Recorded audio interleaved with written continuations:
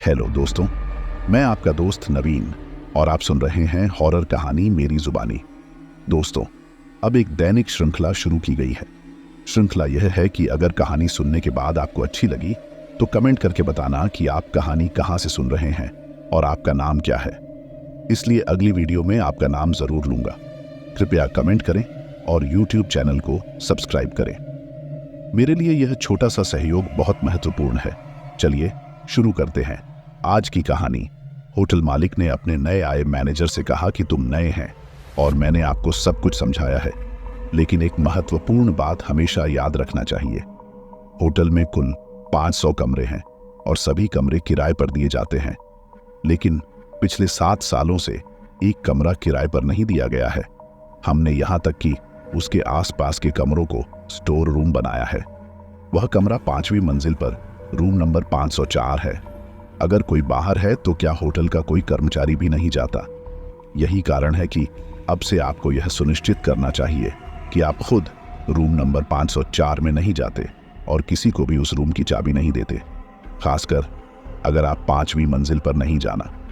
Hotel के नए manager को यह सुनकर बहुत अजीब लगा कि आखिर वे क्या कहना चाहते हैं और उस रूम में क्या है जो किसी को भी जाने से मना कर रहे हैं। शायद होटल में ड्रग सप्लाई का काम तो नहीं होता और शायद कुछ गड़बड़ है, इसलिए मुझे 5वीं मंजिल पर जाने से मना कर रहे हैं।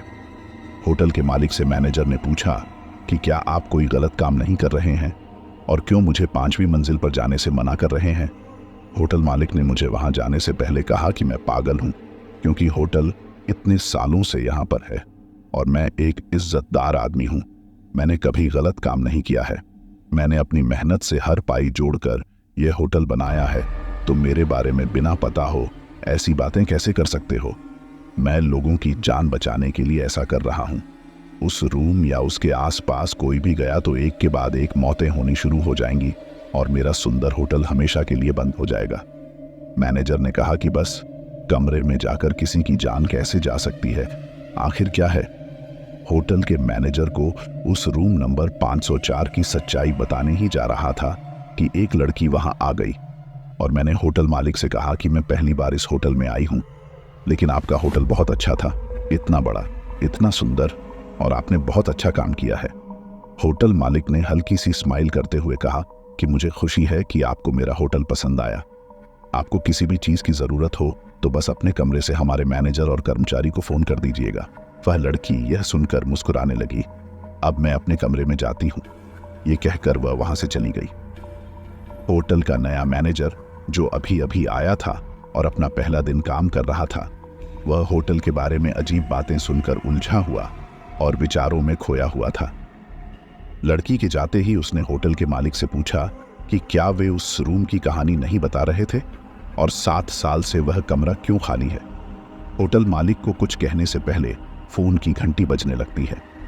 होटल मालिक ने फोन उठाकर जल्दबाजी में कहा कि मैं सिर्फ निकल ही गया हूं और 10 मिनट में पहुंच जाऊंगा। और इतना कहकर वह मैनेजर को बताता है कि देखो, मैं वापस आकर सारी बात बताता हूं। अभी के लिए बस इतना याद रखो कि तुम रूम नंबर 504 में नहीं जाओगे और तुम वह कमरा किसी और को नहीं देंगे। होटल मालिक हड़बड़ाकर चला गया। जब मैनेजर अपना काम कर रहा था तो एक बड़ा बिजनेसमैन वहां आया और एक खाली कमरा मांगा। उस समय रात के 10 बजे थे। मैनेजर ने उससे कहा कि सर, हमारे यहाँ सारे कमरे बुक हो चुके हैं, इसलिए कोई जगह खाली नहीं है। यह सुनकर वह एक आदमी लाया और कहा कि अगर कमरा खाली नहीं है तो किसी को बाहर निकालो और कमरा खाली करो, मुझे तुरंत कमरा चाहिए। मैनेजर ने बहुत समझाने की कोशिश की, लेकिन वह नहीं मानता था। उस आदमी ने अचानक देखा कि सामने दीवार पर एक चाबी लटक रही है जिस पर लिखा था रूम नंबर 504। वह सीधा गया, मैनेजर को धक्का देकर चाबी उठा ली, फिर मैनेजर को धोखा देकर वहां से चला गया। वह आदमी जिद में, अपनी अकड़ में वहां से चाबी लेकर उस कमरे में चला गया, लेकिन उसे पता नहीं था कि वह खुद चलकर मौत के मुंह में जा रहा है। मैनेजर अभी तक समझ नहीं पा रहा था कि आखिर कैसे कमरा नंबर 504 की चाबी यहां आई। उसने बहुत कोशिश की थी कि आदमी को रोक ले, लेकिन वह नहीं माना। कुछ देर बाद होटल का मालिक वहां पहुंचा और मैनेजर को मायूस देखकर उसका कारण जानना चाहा। वह कहने लगा कि आपका आज काम पर पहला दिन है और आप इस तरह उदास बैठे हैं। मैनेजर ने तुरंत माफी मांगी और कहा कि सर, मेरी कोई गलती नहीं है। होटल मालिक ने स्पष्ट रूप से बताया कि क्या हुआ। मैनेजर ने कहा कि सर, एक आदमी आया और जबरदस्ती कमरा नंबर 504 में चला गया। यह सुनकर होटल का मालिक बौखला उठा और पूछा कि उसे चाबी किसने दी। मैनेजर ने कहा कि मैंने उसे चाबी नहीं दी सर, दीवार पर ही चाबी टंगी थी। होटल मालिक घबरा गया और पूछने लगा कि वह आदमी अभी कहाँ है। मैनेजर ने बताया कि वह रूम नंबर 504 में है। होटल मालिक ने इतना सुनते ही घड़ी में 11 बजते देखा और घबरा गया कि अब क्या होगा। वह वहां से भागकर सीधे उस कमरे की ओर गया। बाद में मैनेजर भी उस कमरे में पहुंचा। वे दोनों ने बहुत देर तक दरवाजा खटखटाया, लेकिन कोई नहीं खुला और कोई आवाज भी नहीं आई। होटल मालिक बहुत घबरा गया और कहा कि जल्दी करो, हमें यह दरवाजा तोड़ना होगा। दरवाजा अपने आप खुल गया, जो देखकर मैनेजर को कुछ समझ नहीं आया। दोनों भागकर कमरे में गए। दोनों की आंखें फटी की फटी रह गईं जब वे देखा कि सामने वही आदमी पंखे से लटक रहा था, जिसकी गर्दन टूट चुकी थी और उसकी आंखें बाहर आ चुकी थी। कुछ देर बाद पुलिस वहां पहुंची और मामला स्पष्ट रूप से आत्महत्या का था। उसकी लाश को वहां से ले जाया गया। उसका अंतिम संस्कार हुआ। होटल का माहौल बहुत अजीब हो गया था। जितने भी लोग वहां स्टे कर रहे थे, सभी को यह अजीब लगता था कि अगले दिन आधे से अधिक लोग होटल से चले गए, क्योंकि किसी ने अचानक सुसाइड कर दिया था और पुलिस ने उन्हें जाने की अनुमति दी थी। दोपहर होने तक होटल में बहुत कम लोग बचे थे। होटल का मालिक दुखी होकर अपनी कुर्सी पर बैठा हुआ था। मैनेजर ने आकर उसे बताया कि आदमी को देखकर मुझे नहीं लगा था कि वह कमरे में जाकर खुद को फांसी लगा लेगा, और फिर आप भी मुझे कमरे का राज बताने वाले थे। होटल का मालिक दुखी होकर मैनेजर को पूरी कहानी बताने लगा। उस कमरा नंबर 505 का राज बताते हुए वह बताया कि आज से 10 साल पहले हमारे होटल में हर दिन बड़े बड़े लोग बिजनेस मीटिंग्स और कॉन्फ्रेंस के लिए आते रहते थे। एक रात ठीक 10 बजे आकाश और आलोक एक ही कमरे में रुके थे और दोनों बहुत अच्छे दोस्त और बिजनेस पार्टनर थे। जब मैंने उन दोनों को देखा तो वह बहुत हंसमुख व्यक्ति थे। होटल में आते ही वह हमारे कर्मचारियों के साथ काफी घुल मिल गया थे। वे बहुत ही भले आदमी थे।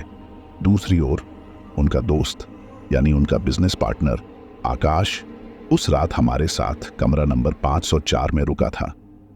रात के लगभग 12 बजे मैंने उनके कमरे के पास से गुजरा तो मैंने सुना कि कमरे से अजीब आवाजें आ रही थी, जैसे दो लोग आपस में लड़ाई कर रहे हों।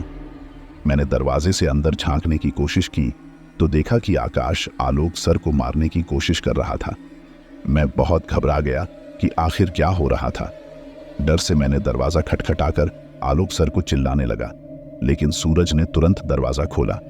वह हाफ रहा था और मुझसे कहा कि अर्शी सर सो गए हैं और इतनी रात को यहाँ हमें परेशान करने क्यों आए हो? जाओ अपना काम करो और फिर यहाँ आकर हमें परेशान मत करो। यह सुनकर मैंने झुककर कमरे में घुसने की भी कोशिश की, लेकिन आकाश ने दरवाजा आधा ही खोला था और फिर वह चिल्लाने लगा, तुम सुनाई नहीं देता मैंने क्या कहा? तुम नहीं जानता मैं कौन हूं, समझा? चल अब चुपचाप निकल यहां से, वरना। यह सुनकर मैं बहुत डर गया, क्योंकि मैं समझ गया कि कमरे में आलोक सर की आवाज नहीं आ रही थी। इसका अर्थ हो सकता है कि वे बेहोश हो गए हैं या आकाश ने उन्हें मार डाला है। मैं इतना घबरा गया कि कुछ बोल ही नहीं पाया और डर से चुपचाप वहां से चला आया। कुछ देर बाद मैं फिर वहां गया और देखा कि कमरे के अंदर आकाश आलोक को पंखे से लटका रहे थे। आकाश को पहले ही मार दिया गया था, पर अब जब वह उन्हें फांसी पर लटकाकर इसे आत्महत्या की तरह दिखाने की कोशिश कर रहा था, मैं इतना डर गया कि मैंने सोचा कि मैं पुलिस को इसके बारे में बताना चाहिए। मैं बस हमारे होटल के नीचे से पुलिस की गाड़ी की आवाज सुन रहा था। जब मैं भागकर नीचे गया तो मैंने देखा कि पुलिस हमारे होटल पर ही पहुंच चुकी थी और मैनेजर से सिर्फ कमरा नंबर 504 के बारे में पूछ रही थी। इससे पहले कि मैं पुलिस को कुछ कहता, पुलिस खुद कमरे में पहुंच गई, जहां आलोक सर की लाश पंखे पर लटक रही थी। होटल के सभी लोगों को 5th फ्लोर पर आने से मना कर दिया गया था। मैं उस समय वहां था और मैंने सुना कि आकाश ने पुलिस वालों से कहा कि कुछ फोटोग्राफ्स ले लो और इसे सुसाइड का केस बनाकर तुरंत बंद कर दो। उन्होंने कहा कि आपके बैंक अकाउंट में पैसे ट्रांसफर हो चुके हैं, इसलिए मुझे कोई समस्या नहीं होनी चाहिए। और लाश को जल्दी से जल्दी पोस्टमार्टम करवा दो और मैंने अपना काम पूरा कर दिया है, इसीलिए कोई सबूत नहीं रहना चाहिए। और काम पूरा होते ही मुझे फोन करना, मैं यहाँ से अपने घर में जा रहा हूँ। इतना कहकर सूरज वहाँ से चला गया और आलोक सर का मर्डर आत्महत्या करार दिया गया और मामला भी समाप्त हो गया। 20 से 25 दिन बाद मेरा होटल भी नॉर्मल हो गया और सब कुछ पहले जैसा हो गया। मैंने कई बार कोशिश की कि मैं आकाश को सच्चाई बताऊं और उसे सजा दिलाऊं, लेकिन मैं यह सोचकर रुक जाता था कि इसका कोई फायदा नहीं है, क्योंकि पुलिस उसके साथ मिली हुई है और वह मेरे होटल को बंद करवा सकता है और अपने दोस्त को मार भी सकता है, तो मुझे मारना उसके लिए क्या बड़ी बात होगी। आज तक मैं अपने मन को दबाकर कुछ नहीं कर पाया। उस आकाश ने पूरे बिजनेस हत्याने के लिए अपने ही दोस्त को मार डाला। मैं सब जानता था, लेकिन मैं कुछ नहीं कर सका। जब आलोक सर को न्याय नहीं मिल सका तो कमरा नंबर 504 कई दिनों तक खाली रहा। उस हादसे के 2 महीने बाद उस रात एक लड़की आई, तो मैंने सोचा कि वह कमरा फिर से रेंट पर दे देना चाहिए। जो 5 दिन के लिए हमारे होटल में रुकना चाहती थी, उस समय हमारे पास कोई खाली कमरा नहीं था सिवाय कमरा नंबर 504 के। मैंने उस लड़की को उस कमरे की चाबी दी और खुद उसे उस कमरे को दिखाने गया, सोचकर कि कमरे की सफाई सही से हुई है या नहीं। लेकिन जैसे ही मैं उस कमरे में गया, मैंने सोचा कि उस कमरे में पहले से कोई था। मुझे बहुत अजीब लगा, लेकिन मैंने उस लड़की से कुछ नहीं कहा। उस लड़की को भी कमरा बहुत अच्छा लगा। मुझे अचानक ऐसा लगा कि पीछे से कोई मुझे देख रहा है। मुझे लगता था कि मैंने यह कमरा दोबारा रेंट पर लगाकर कोई गलती तो नहीं की, लेकिन मैंने अपना वहम मानकर वहां से चला आया। अगले दिन दोपहर हो गई। उस लड़की ने दरवाजा अभी तक नहीं खोला था। मैंने सोचा कि शायद वह खाना खा रही होगी या थकी होगी, लेकिन शाम हो गई तो मैंने मैनेजर से कहा कि वह जाकर दरवाजे पर नॉक करके पूछो कि क्या मैम अभी तक जगी नहीं है। कुछ समय बाद मैनेजर वापस आया और बताया कि लड़की अंदर से कोई जवाब नहीं दे रही थी। फिर मैं खुद वहां गया और काफी देर दरवाजा खटखटाने के बाद भी कोई जवाब नहीं आया, तो हमने दरवाजा तोड़ने का विचार किया। दरवाजा तोड़ते ही हमने उस लड़की की लाश पंखे पर लटकते हुए देखा। इस घटना से मैं बहुत घबरा गया था और मैं नहीं समझ पाया कि आखिर इस लड़की ने सच में आत्महत्या की या फिर कुछ और हादसे के बाद पिछले 10 साल में उस कमरे में 8 लोगों की मौत हुई है। हमें उन लोगों की लाशें पंखे से लटकती हुई मिली जब मैंने कमरा किराए पर लिया था। मैंने कभी कभी उस कमरे की खिड़की पर किसी आदमी का साया देखा है। शायद आलोक सर का साया है। ये उनकी आत्मा है जो अभी भी उस कमरे में अपने इंसाफ के लिए कैद है, इसलिए अभी तक मुक्त नहीं हो पाई है। ये सब कहने के बाद होटल का मालिक बहुत रोने लगा। मैनेजर ने कहा कि सर, आपकी कोई गलती नहीं है, लेकिन क्या आपको यकीन है कि आलोक की आत्मा आज भी उस कमरे में है और वही सबका अंत है? होटल मालिक ने कहा। हाँ, मुझे पूरा विश्वास है कि यह उनकी आत्मा का काम है। एक के बाद एक सारे सुसाइड उसी रूम में होना, यहाँ तक कि मैंने उनका साया भी देखा है। पूरी तरह से विश्वास नहीं किया जा सकता। मैनेजर ने कहा कि सर, मेरा एक दोस्त है जो हमें इस काम में मदद कर सकता है। वह पूरी तरह से पैरानॉर्मल एक्सपर्ट है। अगर उस कमरे में किसी का साया है तो वह हमें उसे मुक्त करने में मदद कर सकता है। इससे हमारा होटल भी इससे बच जाएगा और यह सब हमेशा के लिए खत्म हो जाएगा। बाद में मैनेजर का दोस्त आदित्य वहां आता है और उन्हें पूरी घटना बताता है। आदित्य कहता है कि अगर उस कमरे में किसी का साया है तो मुझे जाकर एक बार फिर से पुष्टि करनी होगी, तब हम आगे क्या करना चाहिए निर्धारित करेंगे। होटल मालिक घबराकर पूछता है, लेकिन क्या करेंगे? होटल मालिक और मैनेजर दोनों डर गए जब अभिराज ने कहा कि मैं आज रात उस कमरे में रुकूंगा। मैनेजर ने उसे बताया कि आदित्य, इससे तुम्हारी जान को खतरा हो सकता है। आदित्य ने कहा कि चिंता मत कर दोस्त, मैं आज रात उस कमरे में रुकूंगा, दरवाजा खुला रखूंगा और आप दोनों बाजू वाले कमरे में रुकेंगे। जैसे ही मुझे कोई खतरा दिखाई देगा मैं आपको बता दूंगा, और अगर मान लो कि दरवाजा खुद ही बंद हो जाए, क्योंकि वह शक्ति दरवाजा बंद कर सकती है, तो आप जल्दी से दरवाजा तोड़कर अंदर जाना। यह सुनते ही होटल का मालिक और मैनेजर भयभीत हो गए, लेकिन भयभीत होकर उन्होंने अपना सिर हिला दिया, क्योंकि वे जानते थे कि क्या हो सकता था। आलोक वैसे भी होटल मालिक की मदद नहीं कर पाया था, लेकिन इतने वर्षों के बाद अगर उसे आलोक की आत्मा को मुक्त करने का अवसर मिला तो वह पीछे भी नहीं हटना चाहता था, क्योंकि वह मानता था कि आकाश ने जितना पाप किया है उतना ही मैंने भी किया है। सब कुछ जानते हुए भी मैं अन्याय के खिलाफ आवाज नहीं उठा पाया, और अगर आलोक की आत्मा को मुक्ति मिलती है तो उसके पापों का भी प्रायश्चित हो जाएगा।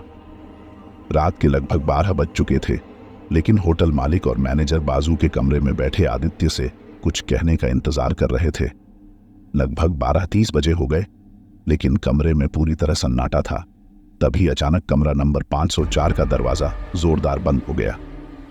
यहां होटल मालिक और मैनेजर भी बहुत डर गए और भागकर कमरे की तरफ गए, लेकिन कमरा बंद था। उन्होंने आदित्य को बहुत आवाज दी, लेकिन अंदर से कोई आवाज नहीं आई।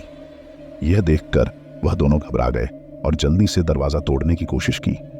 अंततः दरवाजा टूट गया और उन्होंने देखा कि एक भयानक आदमी का साया उन दोनों के सामने था। और आलोक सर को देखते ही होटल के मालिक डर गया, और आदित्य, जो फांसी के फंदे पर चढ़ चुका था, उसके पैरों के नीचे एक स्टूल थी जो उसके पैरों से नीचे गिरकर लटकने ही वाला था। लेकिन उन दोनों ने भागकर आदित्य को पकड़ा। आलोक सर, उसका साया भी वहां से गायब हो गया। वह लोग आदित्य को दूसरे कमरे में ले गए। काफी कोशिशों के बाद आदित्य होश आया। वह दोनों उससे पूछते हैं कि तुम्हें क्या हुआ था, तुम्हें मरने क्यों जा रहे थे, क्या आपने किसी को देखा था? आदित्य ने कहा कि सब कुछ सही चल रहा था, फिर मुझे अचानक ऐसा लगा कि कोई मेरे पीछे खड़ा है। जब मैंने पीछे देखा तो मुझे एक भयानक साया घूर रहा था। उसे देखकर मैं बहुत डर गया। दरवाजा भी बंद होने से पहले मैं कुछ सोच समझने लगा। न जाने क्या हुआ, मेरा सिर बहुत भारी होने लगा और पंखे पर फंदा लटकाकर आत्महत्या करने लगा। मैं नहीं जानता कि मैं ऐसा क्यों कर रहा था, लेकिन आपकी बात बिल्कुल सही है। यह आलोक की आत्मा है जो उस कमरे में रुकने वाले हर व्यक्ति को इतना मजबूर बनाता है कि वह आत्महत्या करने लगता है। अगर आप लोग सही समय पर नहीं आते तो शायद मैं भी आत्महत्या कर चुका होता। मैनेजर कहता है कि अब हम क्या कर सकते हैं? क्या यह सब हमेशा ऐसे ही चलता रहेगा और आलोक की आत्मा हमेशा इसी कमरे में रहेगी? आदित्य ने कहा। आलोक आकाश को मारकर अपना बदला लेना चाहता है, क्योंकि वह उसके साथ धोखा किया था। इसलिए हमें आकाश को यहां लाना होगा, चाहे कोई भी उपाय हो, क्योंकि जब तक आलोक आकाश को नहीं मारेगा उसका बदला पूरा नहीं होगा, और वह इसी तरह बदले की आग में दूसरे निर्दोष लोगों को मार डालेगा। होटल मालिक ने कहा कि हम आकाश को यहां लाएंगे कैसे? आदित्य ने कहा कि हमें आकाश का नंबर पता करना होगा। उसे फोन करके बताना चाहता हूं कि मैं उसके साथ एक महत्वपूर्ण सौदा करना चाहता हूं, और इस डील के सफल होते ही आकाश को करोड़ों का लाभ होगा। इस लालच में वह निश्चित रूप से यहां आएगा, और मैं उसे इस होटल में कमरा नंबर 504 में एक बैठक करने के लिए बुलाऊंगा। सब कुछ योजना के अनुसार होगा। रात के लगभग 10 बजे आकाश उस होटल में पहुंचता है और बिजनेसमैन आदित्य से पूछता है कि वह इसी होटल में मीटिंग क्यों करना चाहता है। क्या हम कहीं और जा सकते हैं? आदित्य नाटक करते हुए आदित्य कहता है, मैं पिछले 2 दिनों से इस होटल में रुका हूं, इसलिए मैंने सोचा कि मैं डील के बारे में चर्चा करने के लिए आपको इस होटल से बुला लूं। आपको कोई परेशानी है? आकाश फिर सोचने लगा कि उस हादसे को 10 साल बीत चुके हैं और मामला तो मैंने तभी रफा दफा कर दिया था। चलो देखते हैं कि क्या फर्क पड़ता है। और आकाश कहता है, नहीं, मैं सिर्फ पूछ रहा था कि क्या समस्या होगी। फिर आकाश और आदित्य होटल में जाते हैं। अब आकाश को आदित्य रूम नंबर 504 में ले जाता है, जो उसे अजीब लगता है, लेकिन करोड़ों की डील की लालच में आकाश उसे मान लेता है और रूम में जाता है। रूम में पहुंचते ही आदित्य ने कहा कि आप यहां बैठिए, मैं सिर्फ 1 मिनट में आया था। और इसके बाद आदित्य कमरे से बाहर निकल जाता है और दरवाजा बंद करता है। अंदर से आकाश चिल्लाने लगता है कि दरवाजा क्यों बंद किया गया है। फिर दरवाजे पर खटखटाने लगता है। दरवाजा खोलने की कोशिश करते समय उसे अचानक लगता है कि कोई उसके पीछे खड़ा है।